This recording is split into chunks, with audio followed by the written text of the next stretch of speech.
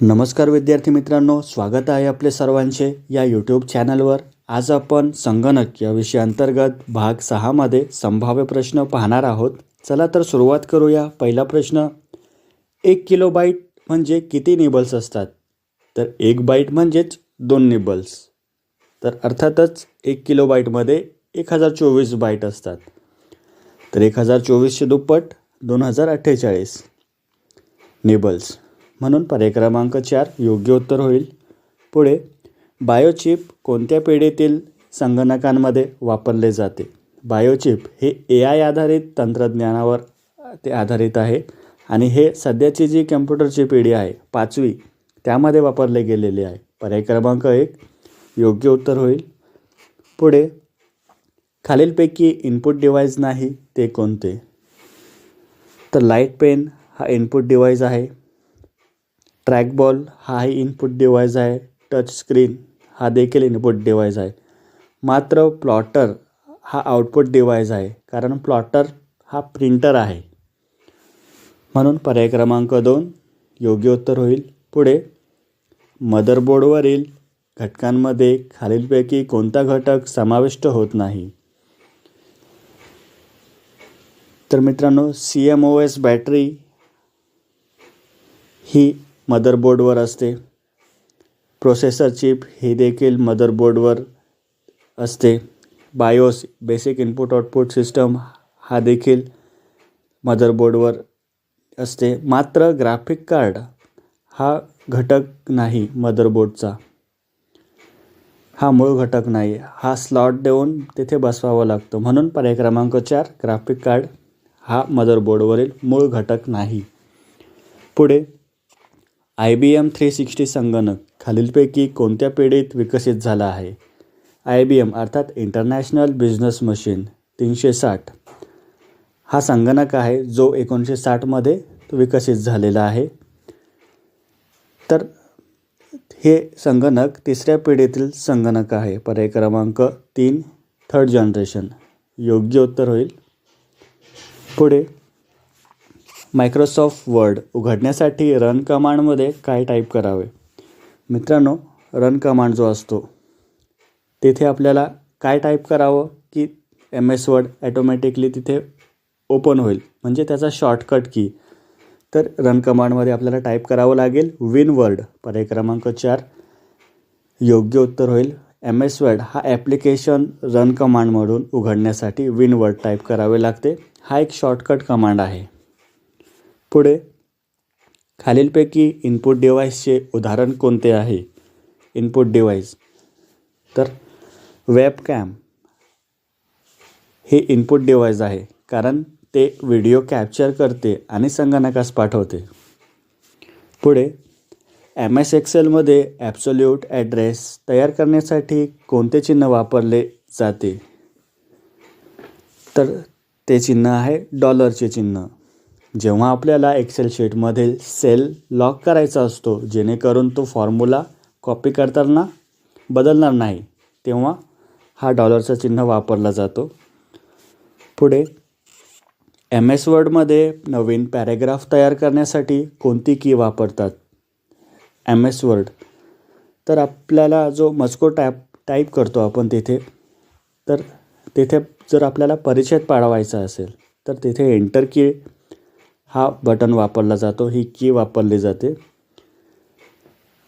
तर नवीन परिच्छेद तयार करण्यासाठी एंटर की वापरली जाते, ही की दाबल्याने कर्सर पुढील ओळीवर जातो। बाय डिफॉल्ट तेथे पॅरेग्राफ पाडता येतो। पुढे, नेटवर्कवर स्वतः वाढणारा व नुकसान करणारा प्रोग्राम कोणता? तर त्या प्रोग्रामचं नाव आहे वॉर्म। हा एक प्रोग्राम आहे जो स्वतःची प्रतिकृती बनवतो व नेटवर्कवरील इतर संगणकांमध्ये पसरतो, ज्यामुळे संगणकाचे डाटाचे नुकसान होते वॉर्म या प्रोग्रामामुळे। पुढे, ऑपरेटिंग सिस्टमचा कोणता भाग हार्डवेअरशी थेट संपर्क साधतो? तर ऑपरेटिंग सिस्टमचा कोणता भाग हार्डवेअर म्हणजे असे उपकरण, असे डिव्हाइस ज्याला आपण हात लावू शकतो, हँडल करू शकतो, जसं माऊस झालेलं आहे, कीबोर्ड झालेलं आहे, हे हार्डवेअर झाले ज्याला आपण स्पर्श करू शकतो ज्या डिव्हाइसला. तर असे कोणते ऑपरेटिंग सिस्टमचा कोणता भाग आहे की हार्डवेअरशी डायरेक्ट संपर्क साधला जाईल? तर डिव्हाइस ड्रायव्हर हा एक विशेष सॉफ्टवेअर प्रोग्राम आहे. हा ड्रायव्हर ऑपरेटिंग सिस्टम आणि हार्डवेअर या दोघांमध्ये ट्रान्सलेटर म्हणून काम करतो.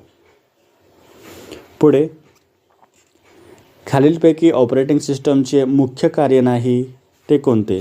ऑपरेटिंग सिस्टम जसं आपल्या मोबाईलमध्ये अँड्रॉईड हा ऑपरेटिंग सिस्टम आहे, कम्प्युटरमध्ये विंडोज या प्रकारचं ऑपरेटिंग सिस्टम आहे. तर त्याचे आपल्याला कार्य ओळखायचे आहे. कार्य नाही तर त्यामध्ये मित्रांनो जो मालवेअर प्रोटेक्शन आहे हे कार्य नाही. बाकीचे जे कार्य आहे मेमरी मॅनेजमेंट, डिव्हाइस मॅनेजमेंट आणि नेटवर्क मॅनेजमेंट हे OSचे मुख्य कार्य आहेत. मात्र मालवेअर प्रोटेक्शन हा जे आहे हे अँटीव्हायरसचे कार्य आहे. म्हणून पर्याय क्रमांक 4 योग्य उत्तर होईल. पुढे फाईल वेगळ्या नावाने सेव्ह करण्यासाठी कोणता पर्याय वापरतात? जेव्हा आपण MS वर्ड, पॉवरपॉईंट किंवा एक्सेल वापरतो तेव्हा आपल्याला फाईल सेव्ह करायची असेल वेगळ्या नावाने तर आपण फाईल मेनूमधून सेव्ह ॲज हा ऑप्शन वापरतो. म्हणून पर्याय क्रमांक 4 योग्य उत्तर होईल. हा पर्याय फाईलचे नाव, त्याचे स्थान, लोकेशन ते बदलण्याची परवानगी देतो. पुढे MS वर्डमध्ये ओळीच्या वर लहान अक्षरे लिहिण्यासाठी कोणता ऑप्शन वापरतात? समजा मित्रांनो इथे मी X लिहिलं आहे. Xच्यावरती जो वर्ग दिलेला आहे 2 तर हा झाला, याला म्हटलं जातं सुपरस्क्रिप्ट. तर ही लहान अक्षरे लिहिण्यासाठी सुपरस्क्रिप्ट नावाचं तिथे ऑप्शन असतं. तर पर्याय क्रमांक 2 योग्य उत्तर होईल. पुढे हाय लेवल लँग्वेजला मशीन लेवल लँग्वेजमध्ये रूपांतर करणाऱ्या प्रोग्रामला काय म्हणतात? तर त्याला म्हटलं जातं कंपायलर. पर्याय क्रमांक 3 योग्य उत्तर होईल. कंपायलर हा मशीन कोडमध्ये भाषांतर करतो. पुढे फर्स्ट जनरेशन संगणकांची ओळख कशामुळे होती? फर्स्ट जनरेशन पहिली पिढी कम्प्युटरची तर त्यामध्ये व्हॅक्यूम ट्यूब वापरले गेलेले होते आणि ते आकाराने खूप मोठे होते. तेव्हापासून कम्प्युटरला डिजिटल कम्प्युटर असं ओळखलं गेलेलं आहे. म्हणून पर्याय क्रमांक 4 योग्य उत्तर होईल. पुढे MS एक्सेलमध्ये नवीन वर्कबुक उघडल्यावर स्क्रीनच्या वरचा कोणता भाग दिसतो? MS Excel. तर मित्रांनो इथे MS एक्सेल बघावं किंवा पॉवरपॉईंट किंवा MS वर्ड कोणताही आपण ॲप्लिकेशन ओपन केला की सर्वात वरती जो असतो त्याला म्हटलं जातं टायटल बार.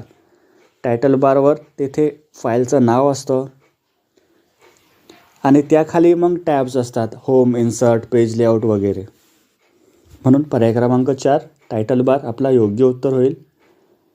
पुढे संगणकात ACB म्हणजे काय? संगणकासंबंधित ACB ही संज्ञा अर्थात त्याचं फुल फॉर्म काय आहे मित्रांनो? त्याचं फुल फॉर्म आहे ॲप्लिकेशन कंट्रोल ब्लॉक. पर्याय क्रमांक 1 योग्य उत्तर होईल. Application control block. मित्रांनो हे काय कार्य करते? तर हे अनधिकृत ॲप्स, फाईल्स हे यांना कार्यान्वित होण्यापासून निर्बंध लादते. हे ACB. पुढे खालीलपैकी मोबाईल ऑपरेटिंग सिस्टम नाही ते कोणते? मित्रांनो आपल्याला तर कम्प्युटरच्या बाबतीत माहीत आहेत ऑपरेटिंग सिस्टम जसं विंडोज, लिनक्स. मात्र आपल्याला मोबाईल संबंधित ऑपरेटिंग सिस्टम नाही ते ओळखायचं आहे. तर ते आहे पर्याय क्रमांक 4 मॅक OS. बाकीचे जे पर्याय आहेत ते स्मार्टफोनमधले ऑपरेटिंग सिस्टम आहेत. मात्र जो मॅक आहे हा कम्प्युटर, लॅपटॉप डिव्हाइसशी संबंधित OS आहे. पुढे खालीलपैकी free open source operating system कोणती? फ्री ओपन सोर्स म्हणजेच सर्वांसाठी खुली ऑपरेटिंग सिस्टीम. तर ती आहे पर्याय क्रमांक 4 उबंटू. हे ऑपरेटिंग सिस्टमचं नाव आहे जी सर्वांसाठी मोफत आहे. म्हणजेच त्याचा जो सोर्स कोड आहे तो सर्वांसाठी खुला आहे. जसं विंडोज 7चं आपण बघितलं की ते मायक्रोसॉफ्ट मालकीचे ऑपरेटिंग सिस्टम आहे आणि ते पूर्णपणे ओपन सोर्स नाहीत. ते फी चार्ज करतो बाकीच्या सुविधेसाठी. म्हणून पर्याय क्रमांक 4 उबंटू हा free open source operating system आहे. पुढे MS वर्डमध्ये मजकूर निवडण्यासाठी कोणती फंक्शन की वापरली जाते? मजकूर निवडण्यासाठी म्हणजे टाईप केलेला मजकूर सिलेक्ट करण्यासाठी शॉर्टकट की ती वापरली जाते. पर्याय क्रमांक 4 F8. आपण जसे माऊसने टाईप केलेला मजकूर सिलेक्ट करतो तीच प्रक्रिया आपण F8 या फंक्शन कीने करू शकतो. पुढे MS वर्डमध्ये क्लिपबोर्डमधील मजकूर पेस्ट करण्यासाठी कोणती शॉर्टकट की वापरली जाते? म्हणजेच आपल्याला कॉपी पेस्ट करायचा असेल, म्हणजे कॉपी केलेला मजकूर पेस्ट करायचा असेल तर Ctrl+V हा शॉर्टकट की आपण वापरतो. पर्याय क्रमांक 3 योग्य उत्तर होईल. पुढे विंडोज एक्सप्लोररचा उपयोग कशासाठी केला जातो? विंडोज एक्सप्लोरर तर त्याचा उपयोग केला जातो इंटरनेट ब्राउझिंग, फाईल्स किंवा फोल्डर्स नेव्हिगेट करण्यासाठी. पर्याय क्रमांक 1 योग्य उत्तर होईल. म्हणजेच इंटरनेट चालवण्याकरिता त्याचा उपयोग केला जातो विंडोज एक्सप्लोरर. पुढे MS PowerPoint 365 मध्ये नवीन ब्लँक स्लाईड ॲड करण्यासाठी शॉर्टकट की कोणती? जसं आपण MS वर्डमध्ये न्यू वर्ड आणण्याकरिता Ctrl+N हा शॉर्टकट की वापरतो, तसंच MS PowerPointमध्ये नवीन स्लाईड तयार करण्यासाठी Ctrl+M हा शॉर्टकट की आपण वापरतो. पर्याय क्रमांक 2 योग्य उत्तर होईल. शेवटचा प्रश्न, MS एक्सेलमध्ये दिलेली रोच्या वर नवीन रो ॲड करायची असेल तर त्यासाठी शॉर्टकट की कोणती?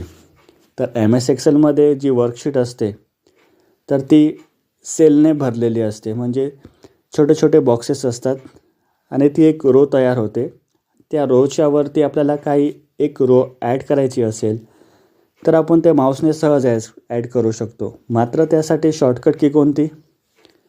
तर त्यासाठी शॉर्टकट की आहे Alt+IR ही शॉर्टकट की आपण वापरतो. तर मित्रांनो, अशा प्रकारे आज आपण ही 25 प्रश्न बघितलीत जे भविष्यात नक्कीच उपयोगी पडेल. व्हिडिओ आवडल्यास व्हिडिओला लाईक करा, चॅनलला सबस्क्राईब करणं विसरू नका. काही शंका असेल तर कमेंट बॉक्समध्ये नक्कीच कमेंट करा. जय हिंद, जय महाराष्ट्र.